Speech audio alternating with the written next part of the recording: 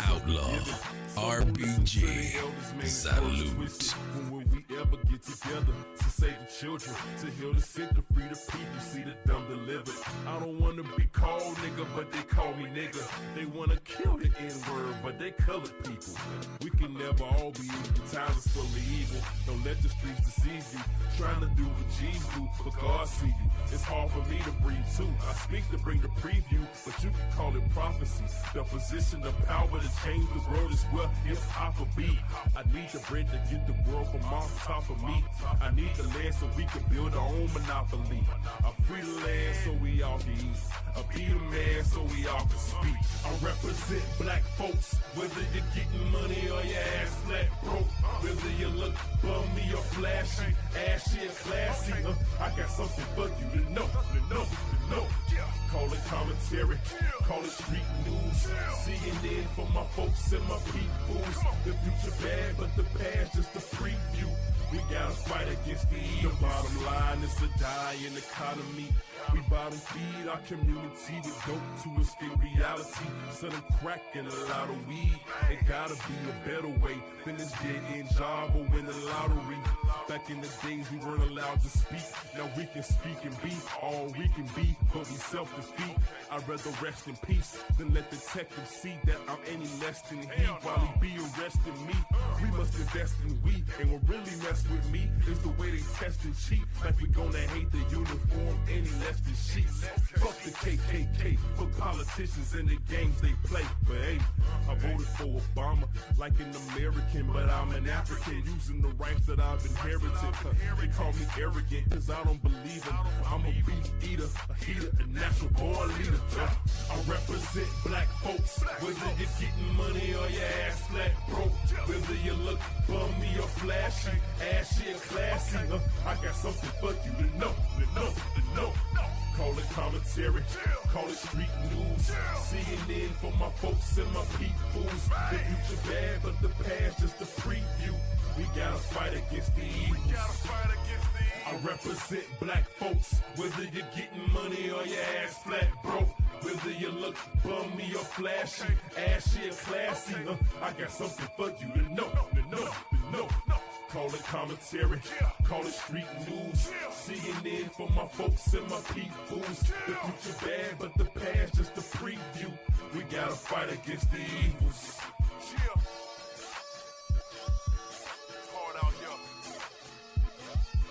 Against the evils. Yeah. Okay, we gotta fight against the evils. 1, 2, 1, 2, y'all. We gotta fight against the evils. Yeah, let me put this right on the right tempo. Okay, yeah.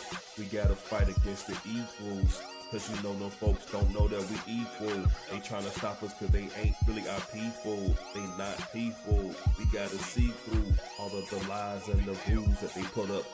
You know they gotta come and hold up. I wasn't even planning on coming on doing a little freestyle for y'all, but I give y'all a little something. What's up, man? Outlaw Radio is back in the building. Outlaw Radio is back in the building, baby.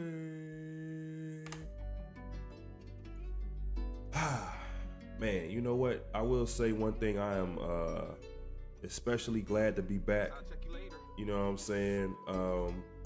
Outlaw Radio is definitely making strides to provide high-level information for you folks out there, folks and peoples. All right, and shout out to the ancestors, shout out to the ancestors, shout out to the ancestors, shout out to the ancestors. Shout out to Malik Kalam, shout out to Tupac Shakur, Asada Shakur, shout out to Afeni Shakur, shout out to I think we just lost Jesse Jackson too. Is that right? I think I just heard that we lost Jesse Jackson as well. Shout out to Jesse, another ancestor. We got a few of them, quite a few actually. So if you got your personal ancestors, shout them out too. Outlaw Radio, as you can see from the title, FBI Thought Leadership. who are the leaders in 2026? Which is a heavy question. Actually, I think it's a pertinent question personally. I think that the conversation has been going on for a long time about FBA, Foundational Black American. If you weren't familiar, we're gonna go into all that. We're gonna bring you up to speed on what Foundational Black American really is. We're gonna draw some interesting understandings for today, because right now it's just one of those things that people hear and they're like, all right, there's people talking about the FBA, and people are like, they treat it like it's a organization or a gang or a cult or something like that. So we're gonna bring clarity to all of that. Also, man, if you all have been paying attention, we are in the era of time when they talk about the Olympics, the Winter Olympics. So shout out to all the athletes. I'm a big fan. No, I won't even say fan. I'm a big proponent of supporting people who devote their time and energy and life and focus and discipline towards becoming the best in the world. So whatever your stance is when it comes to the Olympics and all that kind of stuff, that's cool, but you got to give the athletes a shout out, because they are putting in work and they're doing their thing. I'm a big fan of the gymnastics athletes. I think it takes a lot to become a gymnastics athlete, and some of the folks who kind of sit in their front room and their living room or whatever and watch it or judge it from the side, they have a lot of opinions, but these folks are working hard, man. So shout out to them. Street Scholar Report. Actually, before I go into the Street Scholar Report, I do want to kind of set the tone for what we're talking about. I did mention that we're talking about foundational Black American thought leadership. But it's important that we keep in mind that every moment reaches a point where it has to decide, every movement rather, let me go backtrack on that. It gets to the point where every movement reaches a point where they have to decide if they want to just have noise or if they truly want structure. Because if we look historically at our different movements as Black people, there has been noise, there has been sort of a certain assessment that we as a people have generally had when it comes to the movement. But then you have people who normally take the wheel, take the reins of the actual movement at hand, and they provide some level of thought leadership, some academic strength behind it rather. Some very clear understanding of what this movement is meant to accomplish. So when people have their critiques of the movement, you can actually have a viable response to them instead of just having an emotional response.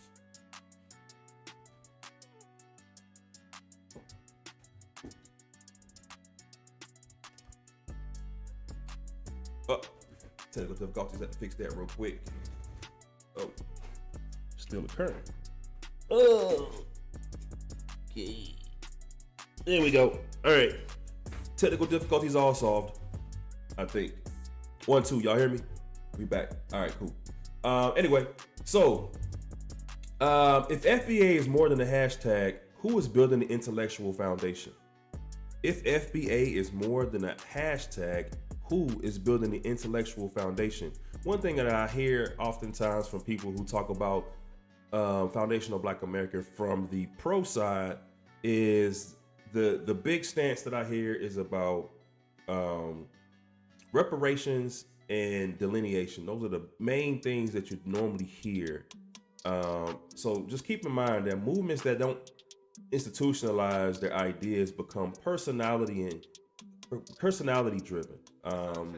Movements that don't institutionalize their ideas become personality dependent, and personality dependent movements collapse when that personality fades. So if that person who is the main projector of the movement disappears for whatever reason, it could be just, over time things get old and people stop listening to those folks. It could be that they chose to focus on something else, or it could be, the natural life cycle ends. Whatever that may be, once that person is no longer there, if the movement is tied to them, then that movement ends effectively. So, Street Scholar Report, that's what we get into talking about what is foundational Black American, what is a foundational Black American? First, I want to kind of ground it in, I got this whole presentation set up this time. What I wanted to do this show, just so people know that I'm not coming with any type of sideways talk. I wanted to really keep this an intellectual show.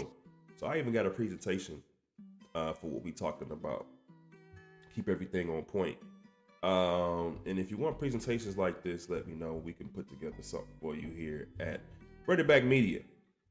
Anyway, I do want to kind of ground our discussion today in Souls of Black Folks, which is the ebook that we recently published out of Run It Back Media. I wrote Souls of Black Folks because I wanted to bring to light the differences between who we are as Black people politically. Oftentimes, people talk about the Black movement or the Black community or Black issues, and we're all kind of bunched into one boat. But Souls of Black Folks talks about how we actually have a spectrum of who we are as Black people, right? The spectrum goes from assimilationists to integrationists to cultural nationalists to separatists to revolutionary nationalists to Pan-Africanists. So those 6 sections generally describe who we are as Black people politically. All right. So we got to ask ourselves: is foundational Black American, is FBA a movement or a media moment? All right. And I just wanted to kind of give you all the visual of the Souls of Black Folks book, so you know what that looks like. Because I ain't gonna lie, man. It's a moment in history. I'm gonna be honest with you. This isn't often where you actually see the thought builders of movements actually come in front of you and give you the skinny. A lot of times throughout history, what has happened is you kind of read the information, you find out about it on the back end, or you see it on the media, and the media kind of paints what's actually going on for you instead of you having the opportunity to know it firsthand. So this age that we live in, 2026, with the age of social media, you actually get firsthand access to a lot of this stuff. All right. But I digress. So defining the political identity of foundational Black Americans, in the book Souls of Black Folks, Black Political Thought in the USA, we talk about how lineage-based political identity is really what falls under what cultural nationalists do, and foundational Black American as a political position is more of a cultural nationalist position. All right, it's rooted in the American chattel slavery history experience. It's also an emphasis on having material redress, like reparations, that we've talked about. So that would place the foundational Black American political concept as a cultural nationalist. Now, there's a difference between foundational Black American as a political concept and as a sort of more of a biological concept. A biological concept, or even a historical concept, because foundationally here in America, Black people have been here since what we call America has existed. So a lot of days go out, you got 1492, you got, 1532, you got 1619, you got all these years that are sort of tossed out. But every one of those years includes some interaction or some iteration of Black people being involved in the foundation of America. So just that alone goes into the lexicon of foundational Black American. And, I think it's actually pretty interesting that we are right on the eve of the passing of Jesse Jackson, because Jesse Jackson actually made the term Afro-American and African-American popular. That was something that he sort of pioneered during his time in the 80s when he was running for president. I am somebody. He gave y'all that. But yeah, so it's interesting because these are just different ways of who we are in America as Black people expressing our identity. So we've had a couple different iterations of that. We've had iterations that were done for us, and then as time has progressed and we've gained more agency and more power in this country, we've been able to name ourselves. So foundational Black American is just another iteration of who we are and that ethnogenesis of who we are as a people in America. All right. In terms of the spectrum, there we go right there, just to give you more of a visual of that spectrum so you can know what it looks like. Let me move my big head out the way. And as you can see, you've got assimilationists, integrationists, cultural nationalists, which is where we place in the foundational Black American political ideal. You also got separatists, revolutionary, and Pan-Africanists. All right. Again, these are all concepts that we attribute to Black political thought and the different sort of parts of that spectrum. So when we talk about the Black political thought spectrum, that's exactly what we mean right there. Now, this is where we kind of get into the heart of what's going on with some of the controversy we'll be dealing with the foundational Black American concept, right? Why the division happens in the first place. So there's this whole concept and an idea of social identity theory, right? So social identity theory deals with this idea that social categorization creates an us versus them mentality. It makes you build up a group identity in order to build self-esteem. And again, we've had different ethnogenesis in America as Black people because we've gone through this process of developing who us really is. They not like us, right? So when we say they not like us Black people, we know what that means. People who aren't Black, they kind of have a hard time understanding that concept. And the group identity really increases the self-esteem because what it does is it gives you a level of pride and dignity to be able to refer back to when people have a negative perspective about you. So a lot of other groups that aren't from America, they're really strong in this area because they're coming from a place where they're sort of engulfed in their culture, in their social identity and who they are. So they don't really have to build that. It's already built for them. Whereas foundational Black Americans have been consistently developing and reinventing ourselves and building ourselves and who we are in this American project, in this American experiment.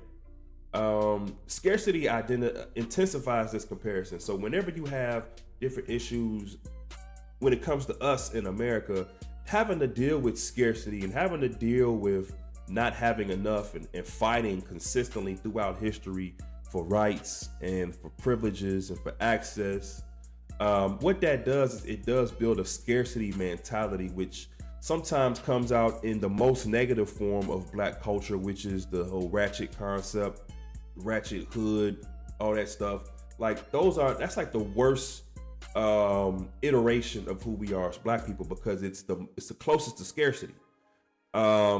Scarcity makes you do things that you probably wouldn't do if you had enough, right? So again, when we look at this chart, we're looking at identity under pressure, the framework of social identity theory. We're talking about social categorization, sorting us versus them.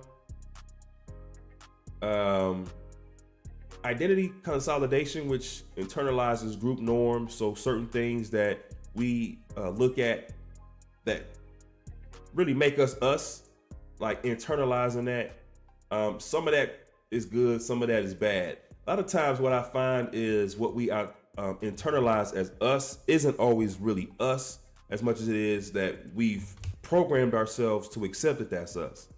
I'll give you an example. Some of the way that we act and talk in public that is considered ghetto and ratchet.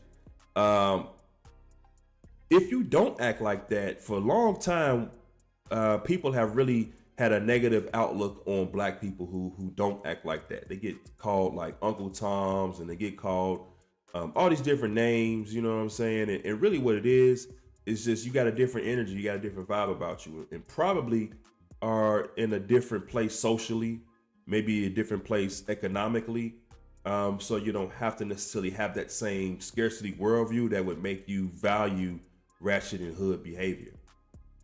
Then you got status comparison, fighting for hierarchy and position in America, and the integrationists have created a roadmap of that throughout history of what Black people in America have done. Now, we recently have been developing a new ebook here at Running Back Media for building bridges, dealing with social identity theory and Pan-African solidarity. This ebook really is not only meant to provide sort of a African-centered, a Black-centered framework for understanding social identity theory, but why should you understand social identity theory? Well, you want to understand that because it'll help us understand why we got this division that's going on within the foundational Black American conversation.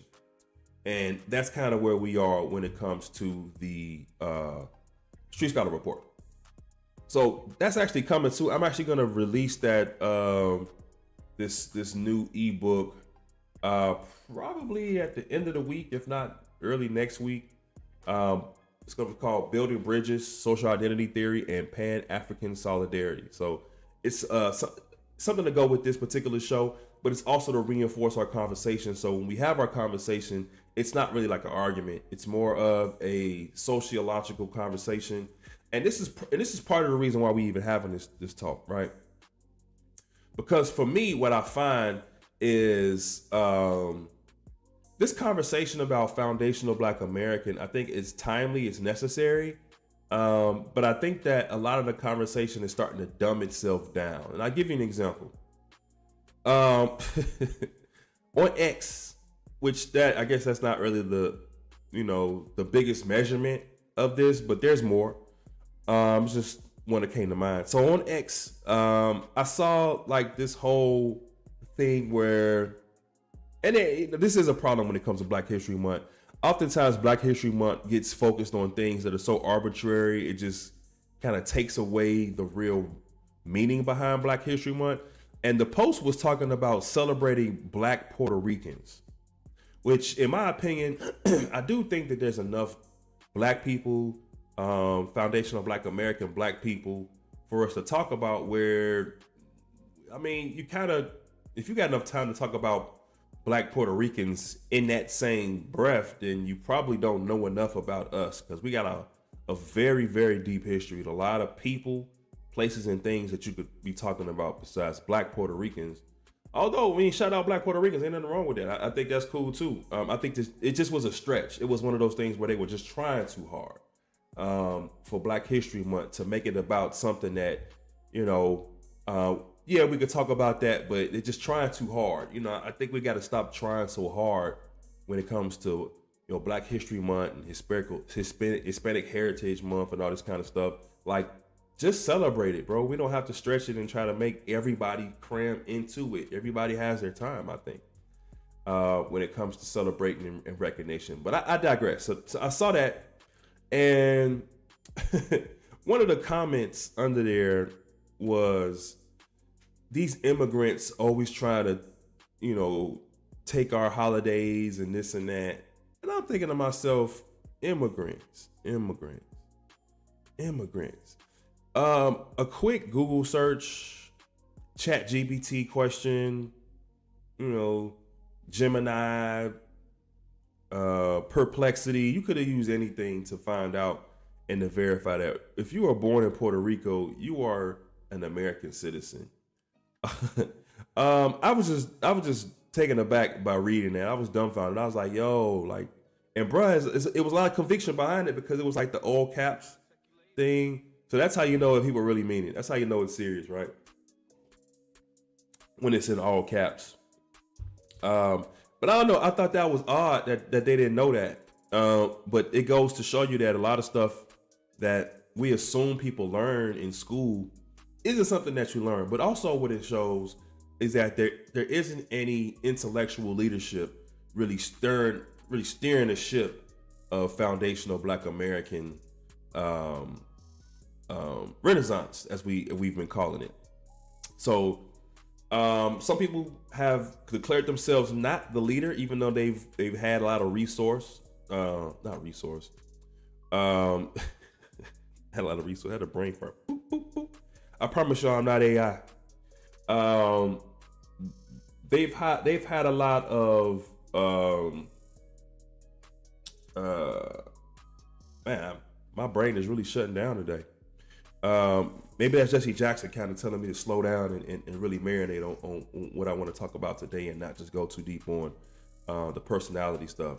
But they've had a lot of influence. That's the word. That's the word I was looking for.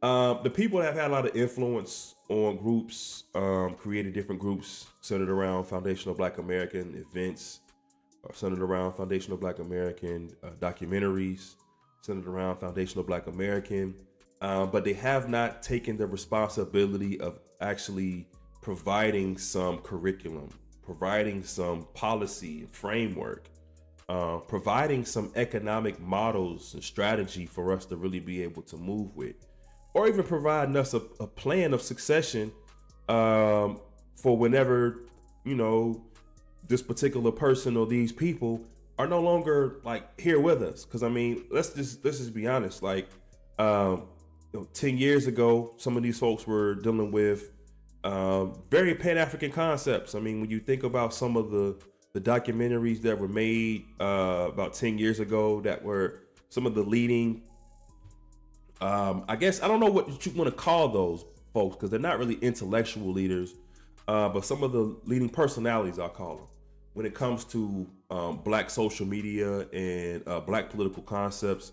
A lot of them were featured on this documentary that they really dug deep into Blackness internationally, Blackness all over the world, Black things that have been created by Black people in Black places, and not Black places that aren't historically known as being Black places, but are actually Black places. Black Africans' roles in developing Europe, developing North America, developing South America, developing Africa. I mean, that was what was going on 10 years ago for a lot of these folks, and now it's a whole different vibe. So you can't really, it's hard to really say I know exactly what's going to come at the end of this, because a lot of folks are really just doing them. But one of the things that I wanted to bring to our attention is that there are 5 marks of leadership in 2026 that we want to pay attention to. And I kind of glazed over them, but I do want to reiterate them and drive them home for us. So we got to have a framework for our movements. We got to have a framework. Framework is greater than follower count. I mean, you could have, 50,000, 100,000, 500,000 followers, but that doesn't necessarily mean that you have a framework for those followers. Do you have a philosophy, or is it just an audience? Are these people, are they just following you because you're an interesting person, or is it because they actually are attached to the concept and they're helping to push the concept forward and develop that concept? Number 2, is there a teachable curriculum that comes from this movement? Is this a movement that somebody 10 years from now, 20 years from now, 50 years from now can look back and be able to teach somebody else so they can understand what was going on now and be able to even maybe reinvigorate the movement based on that intellectual seed that was planted? Can the idea be taught without you, without that particular leader, without those particular people who are the main source now? If they no longer existed, can that idea outlast them? Number 3, is there economic strategy beyond donations and beyond this whole like here and there making money, or here and there doing events or fundraisers and stuff like that? Are there systems? Is there an industry involved? Are we actually building towards an actual industry? Because part of what you have to understand is Black liberation comes from Black economics. You really can't have liberation without economics, because we live in a world that's driven by money. And if you don't have the ability to transact, then you can't act. It's kind of like dating these days, right? You can't transact, you can't act, right? I'm so glad I'm not in the dating world. Anyway, number 4, diaspora literacy, understanding the global map. So you got to understand what's going on around you and understand that Pan-Africanism is not diametrically opposed to foundational Black American consciousness. In fact, Pan-Africanism is simply a strategy that can be used by foundational Black Americans in order to succeed and achieve goals. So you can kind of put the BS aside from really assuming that one position is greater than the other, and then having a succession plan, like I mentioned, right? Who's going to be the person that takes it on after this thing is over that we're talking about? So we got to audit our movement. What is the economic strategy? All right, and just to kind of dig deeper into economic strategy, what industries are involved? When you hear people talk about foundational Black Americans, are they talking about foundational Black Americans in industry, or are they just talking about what we would do if we had reparations, or what we wish we could do when we get reparations? Like, we got to get out of those conversations, because yes, keep working for reparations, and 2, build industries and systems so that we can actually transact and evolve and make things happen. Because when reparations come, you don't want to be the broke homie that finally got some money.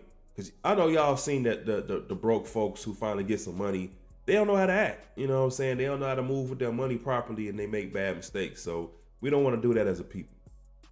Also, when it comes to economics, what are our leverage points? Like, what are we actually offering? What do we offer that would allow us to have leverage in the economy, right? Because right now, the Black dollar in America, I believe, is just as much as some smaller countries or larger countries. Man, I'm talking about some second world and finna be first world countries.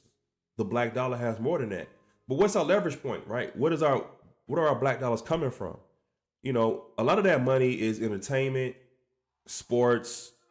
A lot of it is music, which is also entertainment, I suppose.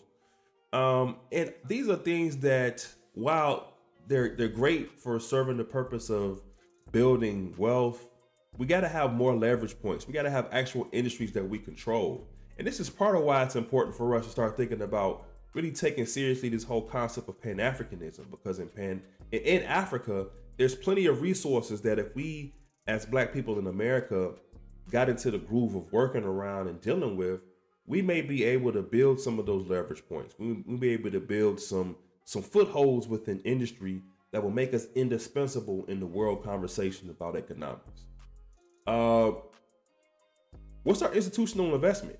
Like, what are we actually using as an institution to produce more of us, to produce more culture, right? A lot of folks refer to HBCUs when it comes to stuff like this. The fact is, HBCUs weren't founded by us. So when you see those different issues that pop up in HBCUs that don't service us, that don't serve us, that's part of the reason why, because those weren't accounted for in the foundation of those schools. And we're still kind of building the boat while we ride it, building the ship while we ride it. And that being the case, that's not a strong institutional investment oftentimes. There was just a whole debate about the president of Morris Brown literally bringing it back from the grave, and they wanted to get rid of the guy. They brought him back, but I mean, if I was the president, I'd feel some type of way, and I think anybody who's there would also feel some type of way until they kind of figure out why they even moving like that and fix that issue. What is the 20-year plan? How many of y'all even think 20 years down the road? When we think about geopolitics, anybody who's familiar with geopolitics, they talk about this whole concept of how America thinks like 4 years at a time or 2 years at a time, in general, in terms of geopolitics. Whereas countries like India and China, they have the ability, or even Russia, they have the ability to think 10 years and 20 years down the road, because they have consistent leadership. It's the same people pretty much most of the time. I mean, they're moving people around, on some of the hierarchy positions, but the main leader is normally the same person.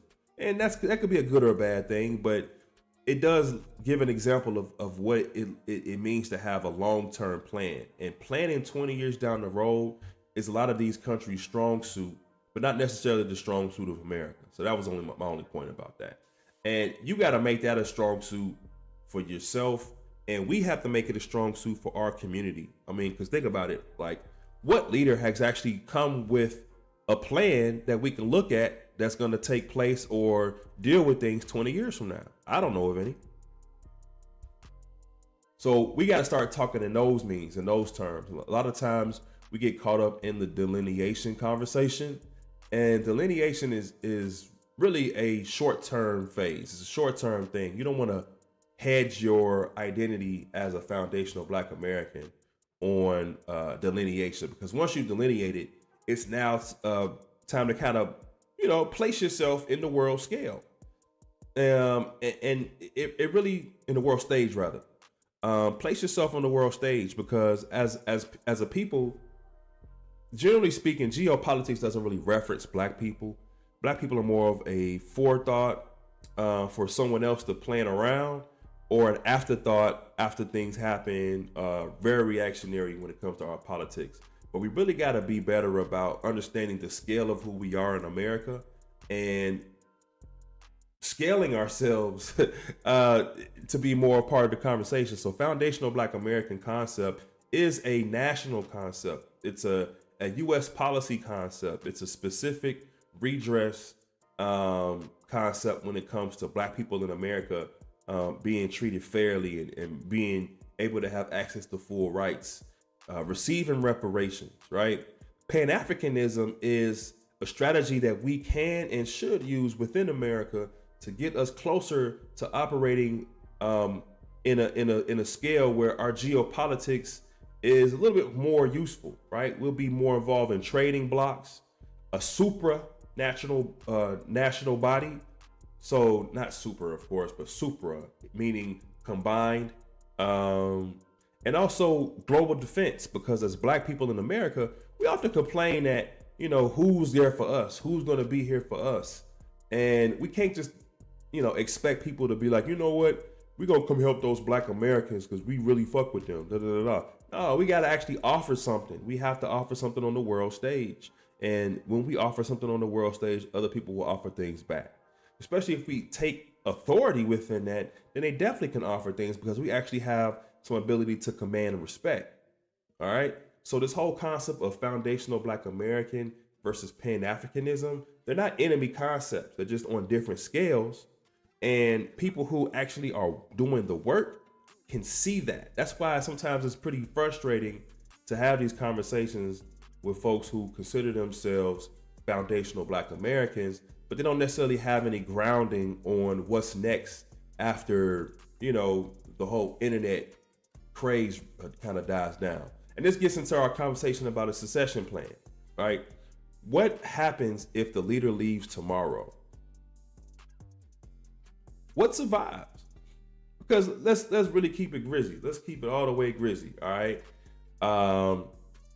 Again, I haven't used the name all show, so this isn't one of those shows where somebody could say, "Oh man, they shooting shots." This ain't about shots. This is about developing thought leadership. I am not an internet personality. All right. I am an educator. I am a revolutionary. I am a Pan-Africanist. I'm a family man. I'm a wellness warrior. I'm a few things, but one thing I'm not is an internet personality that's going to go around here and start disrespecting people because I want some clicks and some views. This is really more about establishing the future of who we are as a people. Because if we don't know where we're going, then we'll fall prey to somebody else sending us in a particular way. All right. So think about this. Foundational Black American, FBA, is a historical claim inside of America.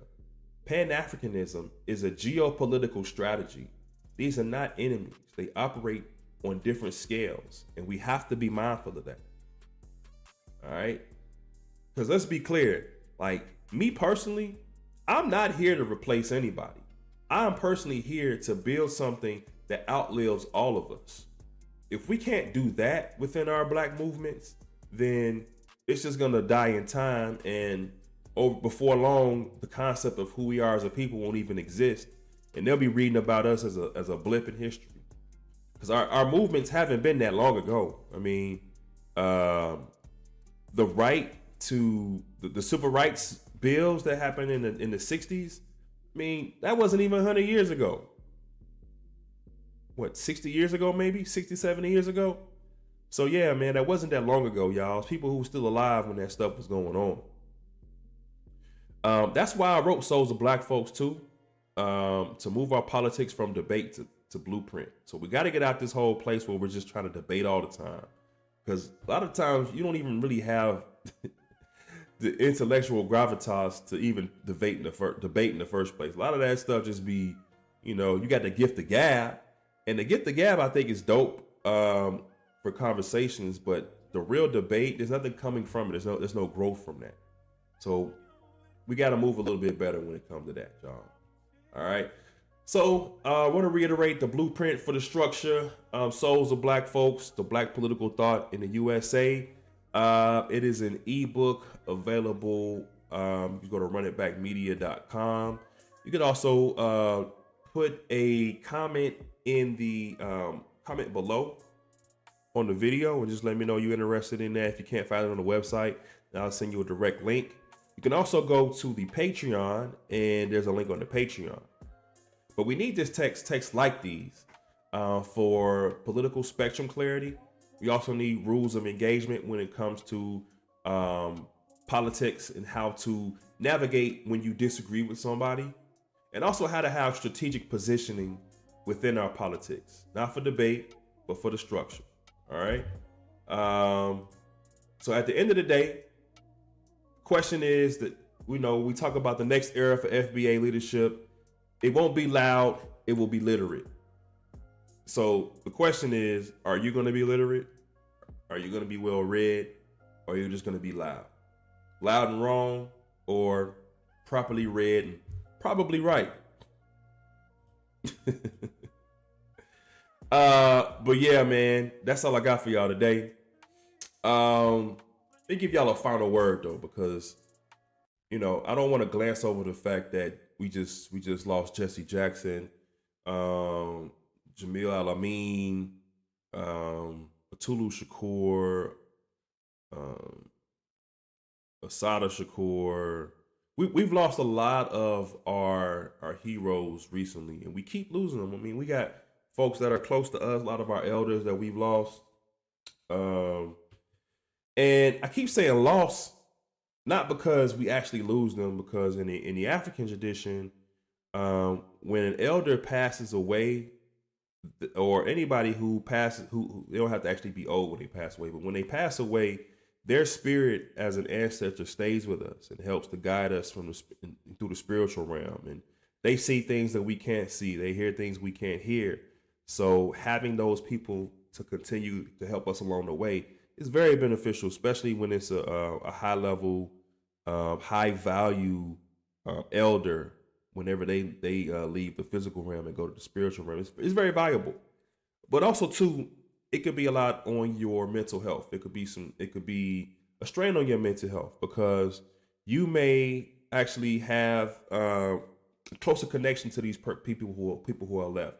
I actually know some of the children of some of the people who have passed recently. I know some of the children of those folks. So I can only imagine, losing a parent, especially somebody who you've been close to over time. I can only imagine losing somebody who's a close family member or a close friend, and having that void, but then having to have that void filled with somebody saying, it's okay, they're an ancestor. We got to be more sensitive, man. Not everybody reacts the same way to loss. I'm personally not the best person to talk to when it comes to loss, because I'm not very comforting. I'm not the most comforting person. You know what I'm saying? So if you coming to me for comfort, you're probably going to get let down. And I apologize ahead of time, because that's not my intent. That's just not my thing. I'm growing as a person, and I'm learning. I'm becoming more in tune with my emotions and things of that sort. But that's just not an easy thing for me to engage in when it comes to loss, because I've experienced a lot of loss early in my life as a child, and it kind of became a little.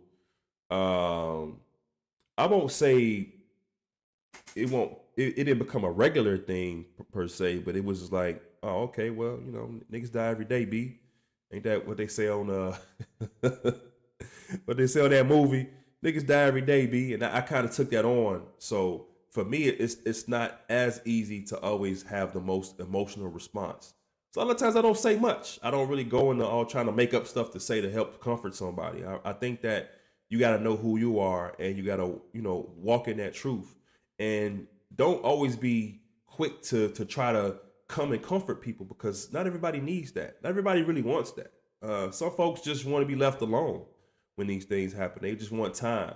Give them their time, give them their space, and they'll come back to you eventually when they need it or when they're ready. Don't force yourself on them, because all you're going to do is exasperate the trauma. You're going to make their healing process not as easy, because then it's difficult for them to feel like they can come to you after that and really rely on you to have the emotional wisdom and the emotional clarity to be able to deal with them properly. So let's keep that in mind, y'all. Let's keep that in mind that when people lose people around us, we don't always have to be the hero. We don't always have to be the person in the cape that's standing there with the condolences. Sometimes it's just, cool to be there when you're there and show love and, show appreciation, build them up, and help them out when it's your turn. When it's your turn to tag in and tap in, y'all. All right? This is Big Nel Obuya signing off on Outlaw Radio. We touch lives and make dreams happen here. We live in a stolen government on stolen land, so we speak a stolen language. Outlaw RBG Salute.